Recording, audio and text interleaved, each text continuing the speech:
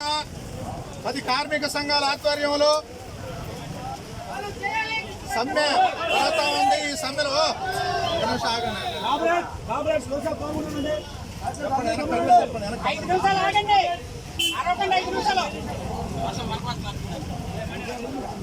November 26వ తారీఖున దేశవ్యాప్తంగా ఉన్న 10 జాతీయ కార్మిక సంఘాలు సమ్మెకు పిలిపించాయి.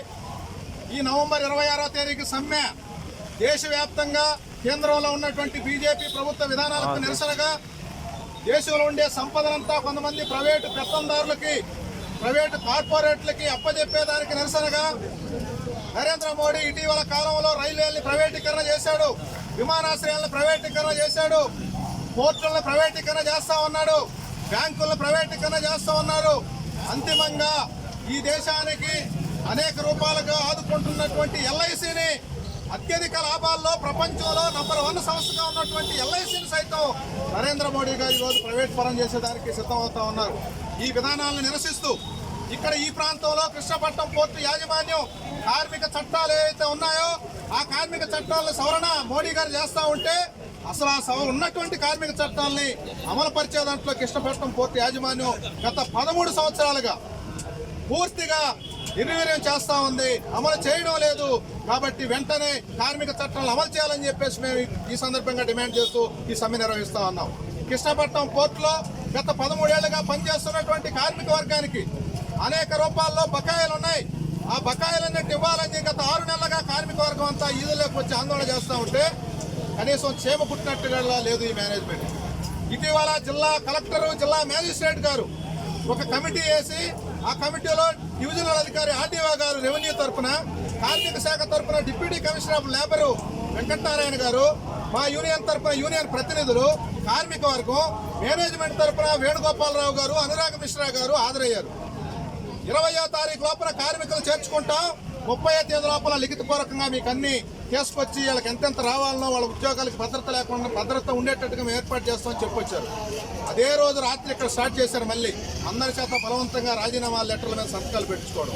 అంటే ఈ యాజమాన్యానికి, ఈ జిల్లా యంత్రాంగం మీద కానీ, అధికార యంత్రాంగం మీద కానీ, అంతిమంగా ఈ రాజ్యాంగం పట్ల కానీ ఏమాత్రం గౌరవం లేదు అనేదానికి వీళ్ళేమనుకుంటా ఉన్నారు, మేము భారతదేశంలో లేవు, భారతదేశ చట్టాలు మాకు పనికిరావని.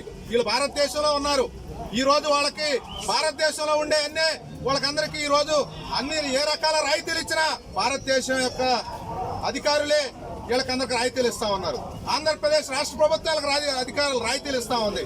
రాయితీల్లో మాత్రం మాకు అన్ని రావాలి, చట్టాలు మాత్రం మేము అమలు చేయమనంటే ఇది సరైనది కాదు. అందుకనే కార్మిక వర్గం అంతా ఏకతాటిగా ముందుకొచ్చి ఈ రోజు 100% పనులు కార్మిక వర్గం అంతా సమ్మెలోకి వచ్చి 100% సమ్మెలో పాల్గొంటా ఉన్నారు.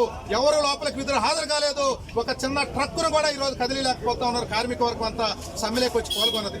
కాబట్టి ఇదే చైతన్యాన్ని కార్మిక వర్గం కలిగి రాబోయే కాలంలో వాళ్ళకి రావాల్సిన గ్రాట్యుటీ బకాయిలు, వాళ్ళకి రావాల్సిన బోనస్ బకాయిలు, వాళ్ళకి రావాల్సిన లీవ్ ఎన్కాష్మెంట్ బకాయిలు, వాళ్ళకి రావాల్సిన లీవ్ ఈడీఏకి సంబంధించిన బకాయిలు, వాళ్ళకి రావాల్సినటువంటి ఓటీ బకాయిలు, వాళ్ళకి చెల్లించినటువంటి పిఎఫ్ బకాయిలు, వాళ్ళకి చెల్లించాల్సినటువంటి ఈఎస్ఐ బకాయిలు మొత్తంగా లెక్కగట్టి అందుకనే మేము వేసాం, ముక్కు పిండి వసూలు చేయాలి మేనేజ్మెంట్ దగ్గర. ఈ మేనేజ్మెంట్ ఇప్పుడు దాకా ఏ రకంగా అయితే ఎగ్గొట్టిందో అవన్నీ మేము ఉరామరిక లెక్కేస్తే 600-700 కోట్లు వస్తా ఉంది. ఇంకా పట్టిక తయారు చేస్తే ఇది 1200 కోట్లు అవుద్ది. ఇవన్నీ లెక్కగట్టి కార్మిక వర్గానికి చెల్లించాలని చెప్పేసి సిఐటి ఆధ్వర్యంలో ఈ సమ్మెను మేము నిర్వహిస్తా ఉన్నాం. సమ్మె కార్మిక వర్గం యావత్తు మాకు మద్దతు తెలియజేసింది. కాబట్టి ఇంకా సాయం 24 గంటలు ఈ సమ్మెను జయప్రదం చేసే దాంట్లో కార్మిక వర్గం పాల్గొని జయప్రదం చేయాలని చెప్పేసి కోరుకుంటూ ముగిస్తా ఉన్నాను మిత్రులారా.